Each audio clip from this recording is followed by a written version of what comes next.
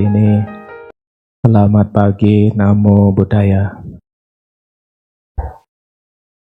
Ya, pagi hari ini kita kembali untuk menambah perbuatan baik. Ibu Bapak Saudara sekalian, saya berusaha untuk mengulang kembali pengertian tentang kama dan punabhawa atau kelahiran kembali.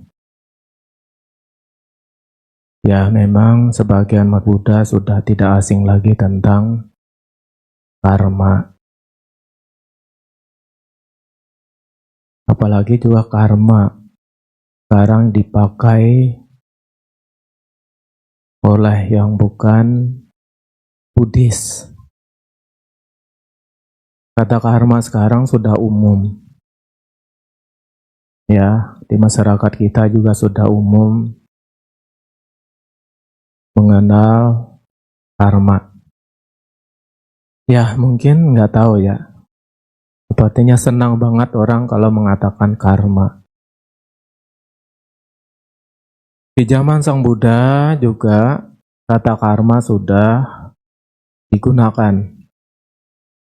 Ya, meskipun bukan dari ajaran Sang Buddha. Nah, salah satunya adalah guru Niganta Nataputta.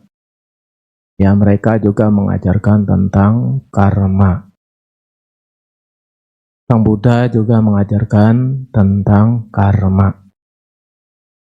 Tetapi Ibu Bapak Saudara sekalian, meskipun sama-sama mengajarkan karma, tetapi mempunyai pengertian yang berbeda. Antara guru Niganta Nataputta dan Sang Buddha memang sama-sama mengajarkan karma, tetapi mempunyai arti yang berbeda seperti langit dan bumi. Pada waktu itu, menurut pandangan Niganta Nataputta, ya, yang sering disebut sebagai ajaran Jainisme, mereka mengatakan sebab dari perbuatan, sebab yang menjadi penderitaan dalam kehidupannya adalah bersumber dari karma. Jadi yang dialami oleh manusia, terutama penderitaan apapun di alam manusia ini disebabkan oleh karma. Tetapi saudara sekalian, pandangan guru agung kita berbeda. Apa yang menjadi sebab penderitaan terhadap makhluk-makhluk, terutama manusia? Ya, Sang Buddha menegaskan penderitaan itu disebabkan atau bersumber dari tanha. Nah, jadi ini dua perbedaan. Niganta Nataputta, karena mereka menganggap semua perbuatan itulah yang menyebabkan penderitaan. Ya, sehingga dalam prakteknya para siswanya diajarkan supaya tidak melakukan apapun juga. Nah, gimana Bapak Ibu sekalian kalau dilarang tidak boleh melakukan apapun juga? Karena setiap melakukan perbuatan ini dianggap sebagai sumber penderitaan. Nah, ini menurut pandangan ini. Nah, Sang Buddha menjelaskan karma akan berakibat di kemudian waktu apabila dilakukan dengan apa? Dengan niat. Ya, dengan niat atau cetana. Nah, dari niat itu, Ibu Bapak Saudara sekalian, maka dia akan muncul melalui ucapan, melalui perbuatan jasmani, dan juga melalui pikiran. Jadi cetanahang bikawe kama wadami. Cetana itulah sebetulnya yang saya sebut, yang saya maksud sebagai karma. Berawal dari cetana. Nah inilah saudara sekalian bedanya ajaran Sang Buddha dengan ajaran Niganta Nataputa. Nah lalu bagaimana sekarang? Juga digunakan kata karma, ya terutama di Indonesia. Misalnya, ada orang yang berbicara mengatakan perkataan yang buruk, ya tahu-tahu dia kecelakaan. Ah, itu dia karma, ya toh? Termasuk juga umat Buddha kan begitu ya. Baru melakukan sesuatu dapat musibah, nah rasain itu karma. Betul ya? Kemudian ada lagi ya, ada seseorang misalnya pasang nomor. Ini biasa pasang nomor nggak ini? Ya, dapat pasang nomor 4 angka, tembus 4 angka. Berapa sekarang? Nggak tahu, pandai nggak tahu ya. Ini contoh aja. Wah, karma. Nah, begitu. Ya, dapat untung, karma. Dapat pasangan hidup, karma. Dapat jodoh, karma. Kesandung batu, karma. Ya toh? Apakah salah, Bante? Tidak juga. Tetapi sebetulnya, nah yang dimaksud oleh Sang Buddha karma adalah yaitu dari cetana. Nah oleh karena itu, Ibu Bapak Saudara sekalian, karena karma ini sebetulnya tidak dibuat loh oleh Sang Buddha ya. Jadi Sang Buddha itu tidak membuat karma. Karma itu adalah hukum alamiah yang ada di alam semesta ini.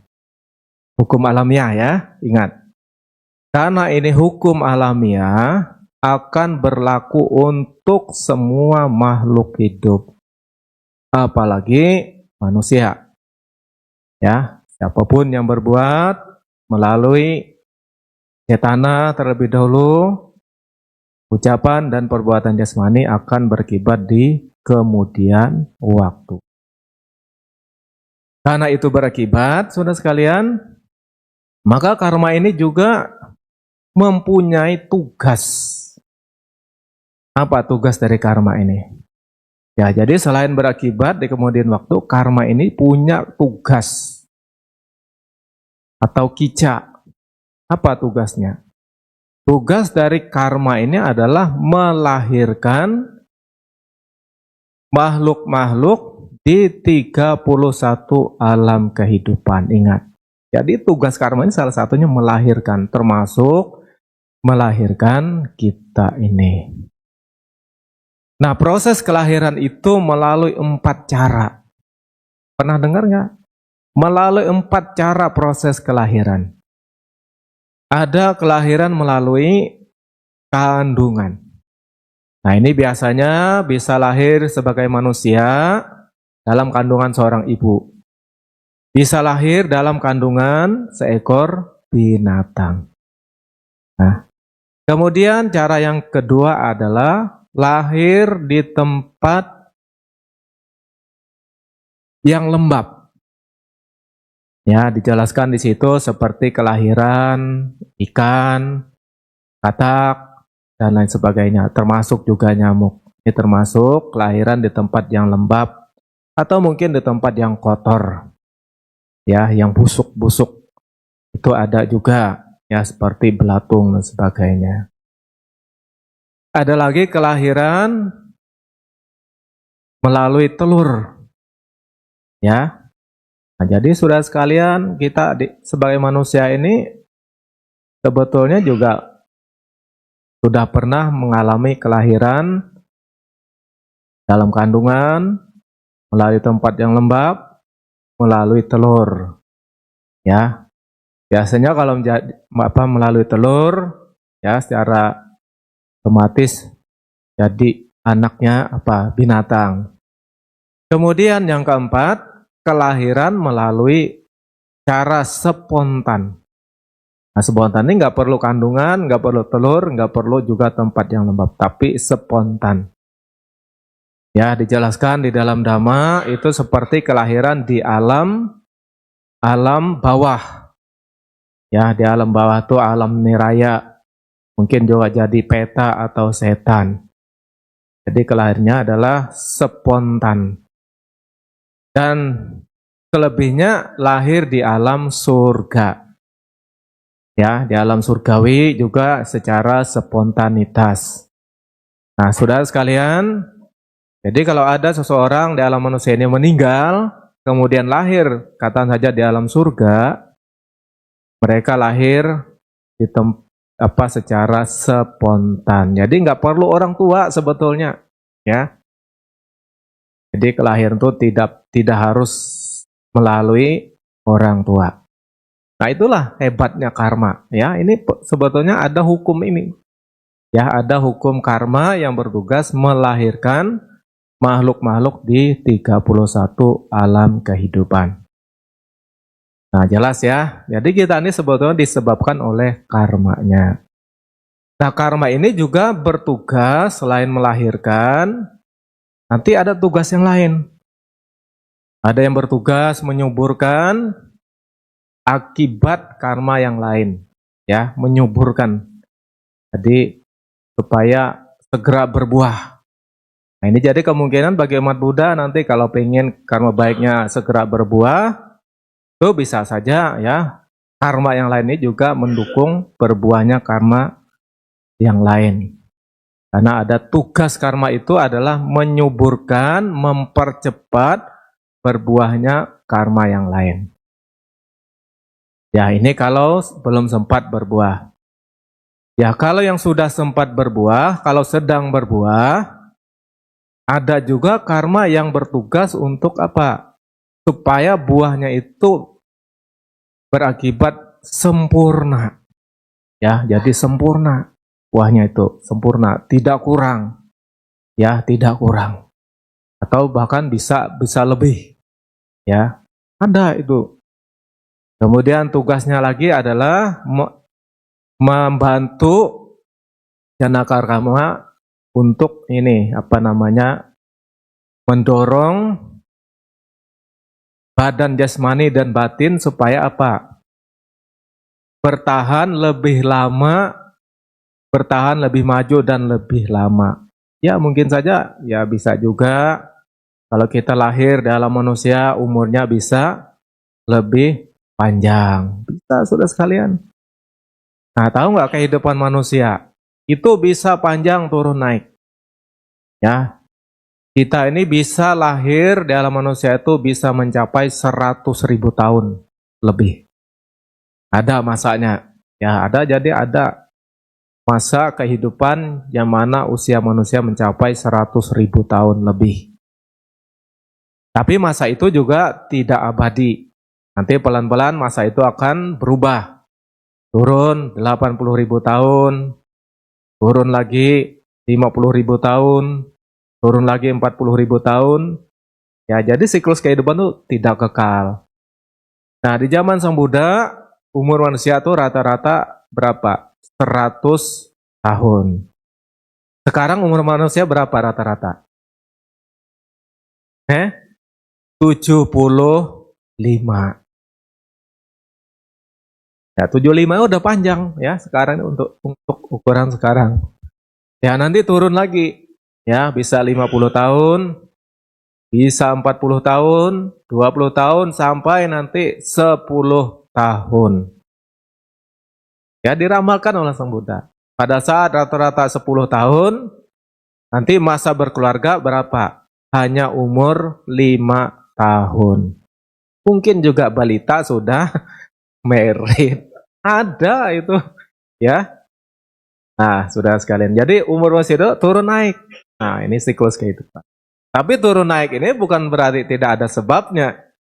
Ada sebabnya. Sebabnya apa, Bante? Perbuatan. Ya, kembali pada perbuatan.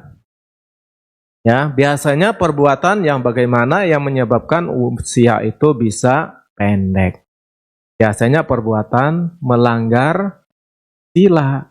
Ya, dari sila itu, yang 5 sila terutama ya, mulai dilanggar, maka usia manusia selanjutnya jadi turun. Saudara sekalian, tetapi ini juga ada masanya naik kembali. Ya, ketika manusia sudah menyadari akan perbuatan yang salah, mereka berjuang untuk berbuat baik, nah maka usia selanjutnya akan naik. Yang tadi 10 tahun, bisa 20 tahun, nanti tergantung ya, kalau silanya ditingkatkan terus, 20 tahun tuh bisa jadi 40 tahun, 80 tahun, 100 tahun, jadi kembali seperti semula. Jadi turun naik, kita ini turun naik. Nah ibu bapak saudara sekalian, nah inilah pentingnya memahami hukum karma. Jadi tidak hanya menerima yang buruk ataupun menerima yang baik-baik ya. Itu fungsi karma.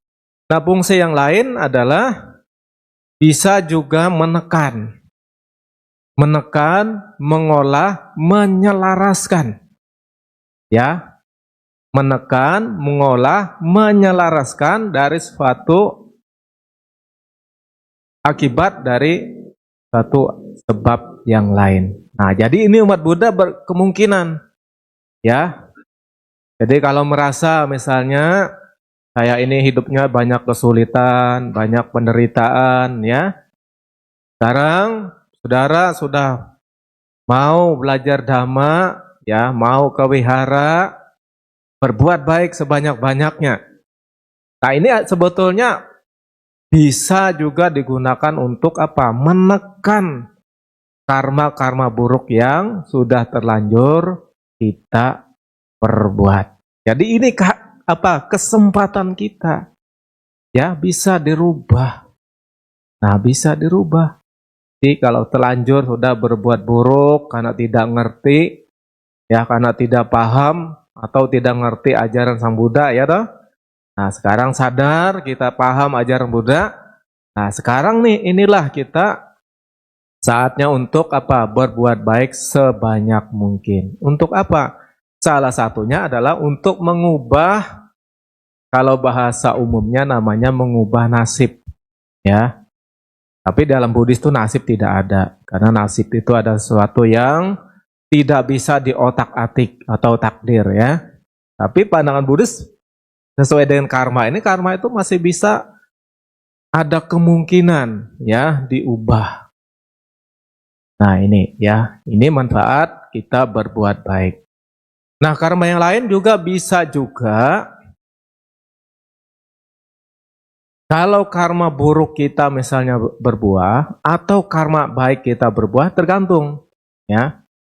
Itu bisa mengurangi kekuatannya. Jadi tidak sepenuhnya. Jadi efeknya itu tidak sepenuhnya kita rasakan. Ya ini manfaatnya kita berbuat baik ya. Jadi misalnya yang baik itu bisa menekan karma buruk yang pernah kita lakukan. Jadi karena kita berbuat baik, yang buruk-buruk itu tidak sepenuhnya memberikan akibat yang menghasilkan kepada kita. Nah, jadi tidak terlalu berat. Nah, jadi ada ini plus minusnya ya. Nah, inilah saudara sekalian, kalau kita memahami tentang hukum karma ini. Kemudian, tugas yang lain adalah yaitu menekan badan jasmani dan batin, ya, menekan baik yang baik menekan yang tidak baik, atau sebaliknya, yang tidak baik bisa juga menekan yang baik. Nah, karena penekanan ini bisa juga menyebabkan ya badan jasmani kita ya bisa sehat, umurnya panjang lebih lama, atau umurnya pendek, atau banyak penyakitan. Ya, ini juga ada tugas di sini ya. Menekan jasmani, badan jasmani dan batin. Atau hidup kita lebih banyak bahagia dan menderita, lebih banyak bahagia atau menderitanya. Nah, di sini juga berperan karma itu. Saudara sekalian, fungsi yang lain, karma ini juga bertugas untuk memotong. Jadi bisa memotong karma baik, memotong karma yang tidak baik. Atau sebaliknya, karma yang tidak baik bisa juga memotong karma yang baik, ya. Nah, kita yang bijaksana ya harusnya berjuang membuat karma baik yang bisa memotong karma-karma yang tidak baik. Nah, ini yang penting kita perhatikan menjadi umat Buddha. Nah, saudara sekalian, kalau karma itu sudah berbuah, maka tugas karma ini juga bisa menghancurkan, ya, sampai karma itu tidak menghasilkan buah sama sekali. Nah, inilah saudara sekalian, berdasarkan inilah kemudian ya kita dianjurkan oleh Sang Buddha supaya banyak-banyak berbuat baik, melakukan karma baik untuk apa? Ya, untuk ini. Paling tidak kita mengurangi karma-karma buruk yang sudah kita lakukan, ya. Nah, itulah tugas kita. Nah, oleh karena itu, bagaimana Bante kita bisa melakukan ini?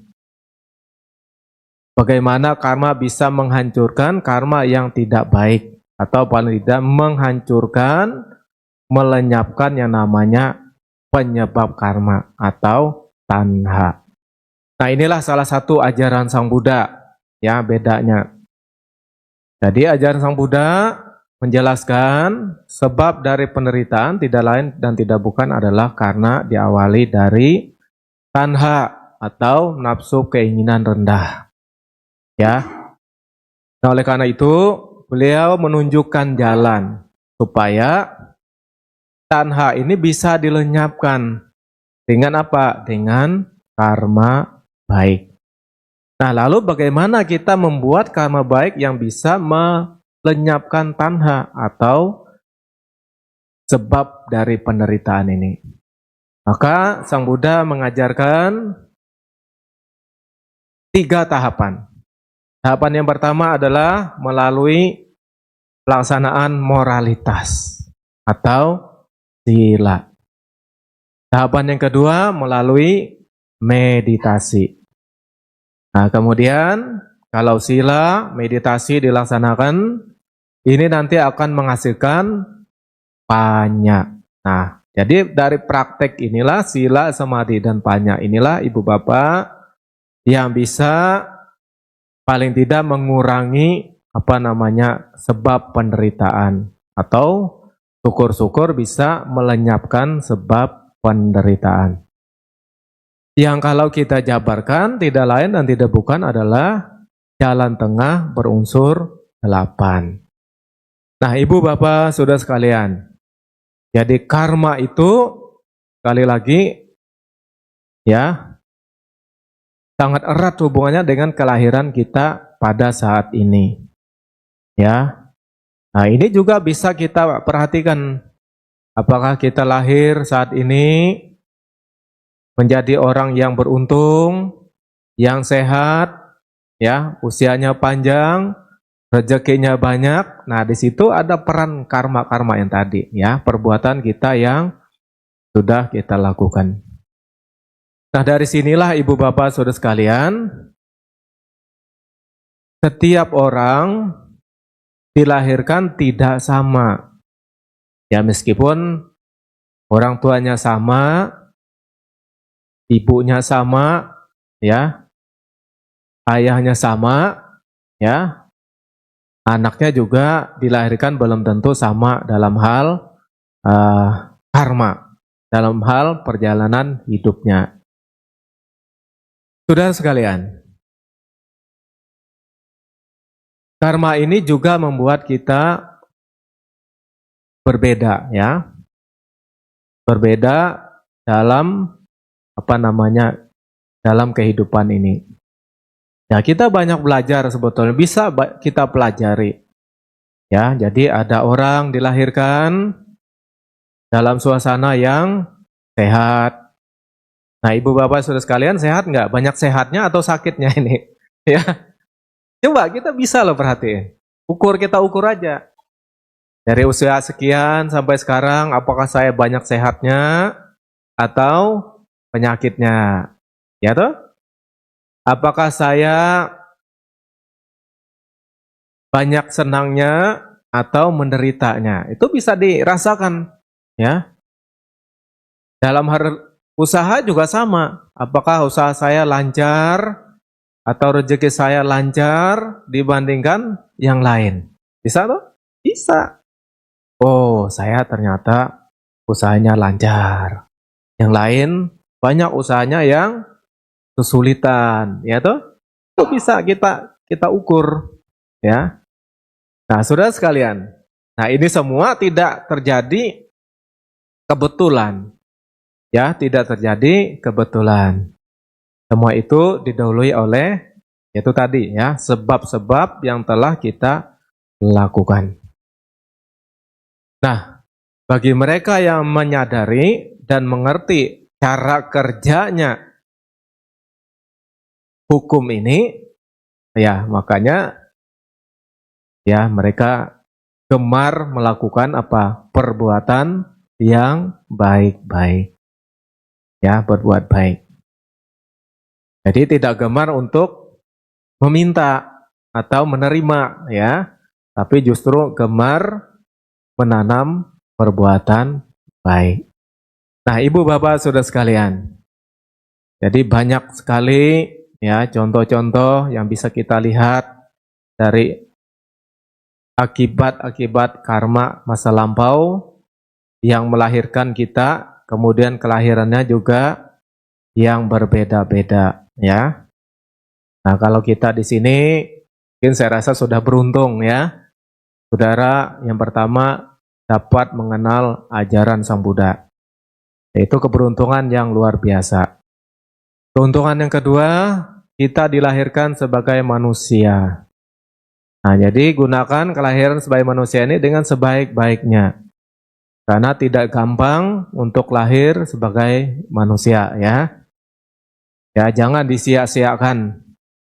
Ya, memang meskipun lahir jadi manusia, kita juga tidak lepas dari persoalan, tidak lepas dari penderitaan. Ya, usahakan jangan sampai kelahiran ini kita kita potong. Ya, kita potong. Artinya disia-siakan, ya. Kita lahir sebagai manusia tidak digunakan untuk berbuat hal-hal yang baik. Saudara sekalian, nah jadi ini sulit, tidak mudah. Kalau saudara tidak punya kebajikan, ya tidak punya nilai-nilai luhur, kehidupan lampau, ya jangan harap bisa lahir jadi manusia. Minimal punya kebajikan Pancasila Buddhis. Itu minimal, ya.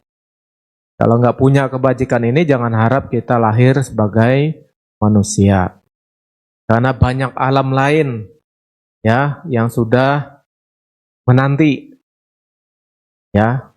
Alam manusia itu hanya satu, ya. Kalau alam lain itu cukup banyak. Alam surga cukup banyak. Alam menyedihkan banyak, ya. Jadi kemungkinan untuk ke arah sana sangat mungkin. Tapi untuk manusia hanya satu, ya. Alam manusia itu hanya satu. Nah, oleh karena itulah sungguh sulit sebetulnya untuk dapat terlahir sebagai manusia. Nah, jadi bagi kita yang terlahir sudah menjadi manusia, ya kita gunakan dengan sebaik-baiknya. Berbuat baik sebanyak-banyaknya. Karena di alam sinilah tempatnya kita berbuat baik yang memungkinkan. Ya. Alam manusia itu sudah sekalian kalau dibandingkan alam dewa mempunyai keistimewaan tersendiri. Ya, alam dewa, alam surga itu memang alam yang menyenangkan. Ya, secara indriawi. Oleh karena itu, untuk melakukan perbuatan baik itu sulit di sana. Karena semua makhluk tidak butuh kebaikan orang lain. Tidak perlu, karena semua senang. Nah, itulah bedanya. Jadi sulit. Ya, makhluk-makhluk dalam dewa itu berbuat baik. Nah, di zaman Sang Buddha, dewa-dewa yang mengerti Dhamma, dia kalau mau berbuat baik itu turun ke alam manusia. Siapa yang dicari? Mencari para suciwan, para bhikkhu sangga.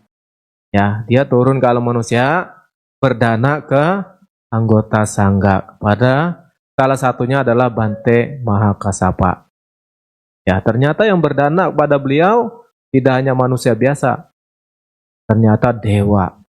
Jadi dewa itu turun menyamar sebagai manusia kepada Bante Mahakassapa.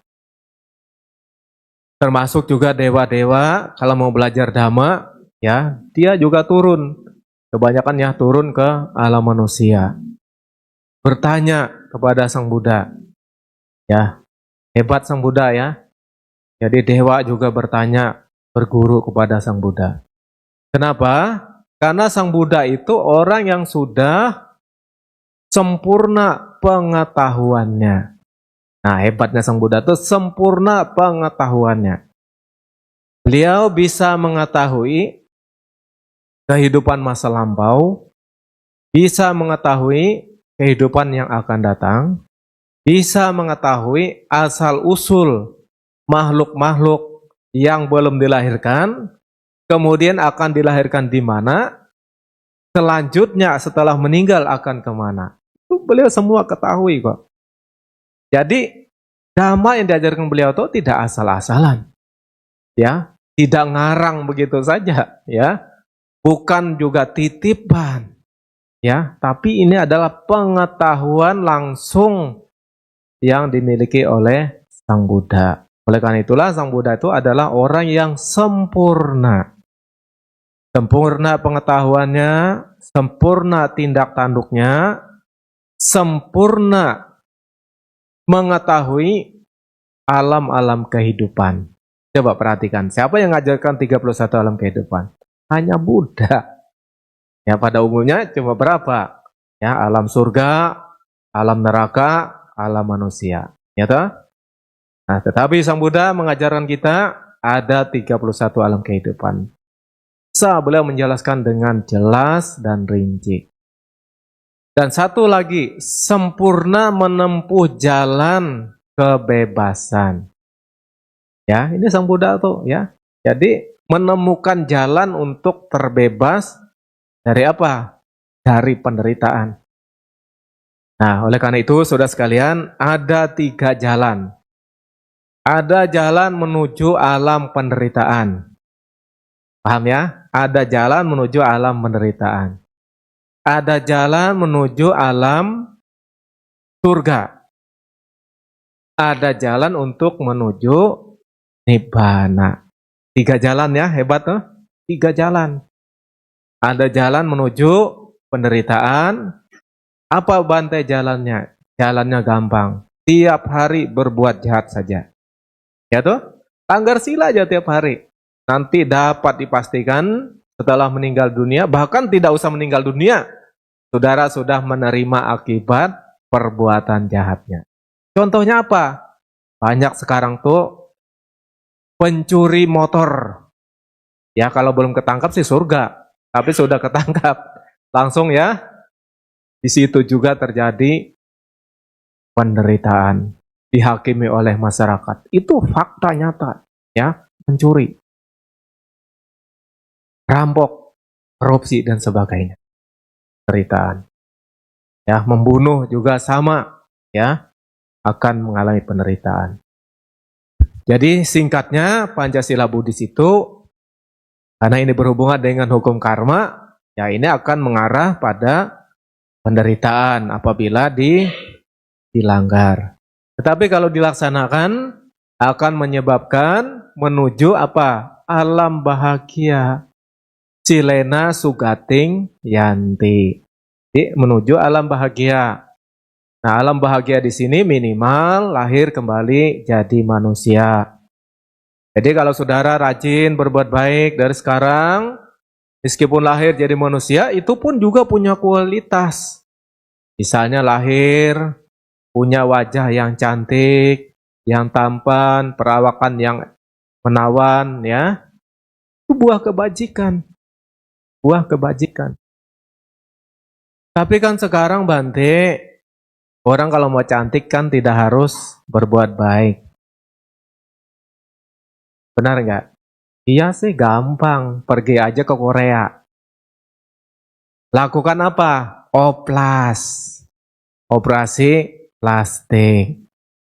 Tapi beda saudara sekalian. Kalau kecantikan, tampan, rekayasa itu beda dengan yang alamiah. Saya pernah ketemu ibu-ibu. Tapi ini cerita aja ya, jangan. Ibu-ibu itu awalnya cantik. Menarik banget bagi yang lain sih. Datang ke wihara. Nah, kebetulan waktu itu hujan. Ya. Hujan, gerimis sampai membasahi rambut ibu ini. Mukanya juga basah. Tahu nggak apa yang terjadi? Jadi yang make up-nya yang tadi yang tebel meleleh. Terus ini apa namanya ini? Alis mata yang dioles meleleh. Terus gincu yang merah delima meleleh. Coba bayangkan. Alis mata yang hitam meleleh, ya toh? Dempulnya meleleh ke bawah, termasuk ini apa? Gincu yang merah meleleh. Apa yang terjadi? Maaf, seperti kuntilanak. Dan ini terjadi. Jadi yang tadi cantik berubah drastis menjadi kuntilanak. Dan itu fakta. Nah, tapi beda saudara sekalian, kalau kita sudah banyak perbuatan baik, cantiknya bukan di situ saja. Ya orang ketemu senang, mendengar namanya juga senang. Termasuk juga Bante kalau dengar orang baik itu juga senang. Sampai saatnya tiba, orang baik ini meninggal dunia. Kalau Bante dengar, Bante juga rasanya terpanggil. Ingin apa? Ingin hadir untuk melihat yang terakhir kalinya. Paling tidak kita ikut membacakan parita. Itu orang baik. Nah kemarin di Bali ya ada saudara kita ya Bante Jaya Damo meninggal. Ya Bante dapat kabar beliau meninggal, hadir juga ke Bali. Banyak tidak hanya saya. Biku-biku lain juga ya. Nah itulah kalau orang baik. Tidak hanya biku ya, tapi juga ada umat Buddha yang baik ya, yang aktif di wihara-wihara juga sama. Nanti kalau ada umat yang meninggal, Bante juga bisa hadir. Itulah hebatnya kebaikan. Tapi beda saudara sekalian, kalau orang tidak punya kebajikan, cari Bante kemana-mana tidak dapat. Ya toh? Dan ini juga pernah saya temukan. Ya, sulit cari Bante. Ya, ke ujung dunia tidak ketemu. Ya, ada juga. Kenapa? Karena masa hidupnya apa? Kawihara tidak pernah, ya toh? Baca parita tidak pernah. Ingat Bante kapan? Sudah meninggal. Iya, sudah. Kurang kebajikan. Nah, jadi ibu bapak saudara sekalian, sesuai dengan karma tadi, ya selain tugas melahirkan kita, tapi juga karma ini menentukan jalan hidup kita. Baik atau tidak baik. Menderita ataupun bahagia. Untung ataupun tidak beruntung. Ya di sini ada permainan karma semua ya hidup ini. Sehat atau banyak tidak sehatnya ya. Itu juga permainan karma ya. Umurnya panjang atau pendek umurnya. Di sini karma juga berperan. Jadi tidak hanya kita sehat karma baik, kita sakit karma buruk. Tidak hanya itu, tapi cukup banyak tentang hubungan dengan karma ini. Oleh karena itu, karma dan tumimba lahir ini saling berkaitan erat sekali. Ya. Jadi kelahiran kita sekarang ini di alam manusia ini sebetulnya adalah karena karma masa lampau kita masing-masing. Ya. Nah, oleh karena itu, kalau kita pengen hidup lebih baik lagi, syukur-syukur bisa lahir di alam yang lebih baik lagi, syukur-syukur kita bisa terbebas dari kelahiran kembali, ya harus banyak-banyak berbuat kebaikan. Ya, berbuat baik itu ya banyak sekali. Ya, bisa dengan dana, dengan sila, dengan buana, dengan mengembangkan banyak, atau jalan mulia berunsur 8. Ya, itu cara-cara berbuat baik semua. Ya, sesuai dengan kemampuan kita masing-masing. Ya disang lebate bijang, tadisang lebate palang. Kalyanakari cakal yanang papakari cak papakang. Sesuai dengan benih yang ditabur, begitulah hasil yang akan dituai, kurang lebihnya. Kalau tidak ada karma yang lain yang sedang berbuah. Pembuat perbuatan baik akan mendapatkan kebaikan. Pembuat perbuatan buruk akan mendapatkan keburukan. Oleh karena itu, lakukanlah perbuatan baik yang sebanyak-banyaknya, sehingga kita memperoleh berkah dari perbuatan ini, dari kehidupan ini, baik dalam kehidupan sekarang dan kehidupan yang akan datang, ya sebagai berkah kita jadi umat Buddha. Terima kasih atas perhatiannya. Semoga Ibu Bapak selalu sehat, ya, panjang umurnya. Jadi kalau umurnya panjang kita ketemu lagi, ya toh. Kalau sehat kita juga ketemu lagi. Nah, saya ini ada gangguan mata, ini bengkak kemarin tuh gatal di oles-oles. Jadi sedikit berubah. Ya, itulah juga karma juga ini ya. Ya, terima kasih. Namo Buddhaya.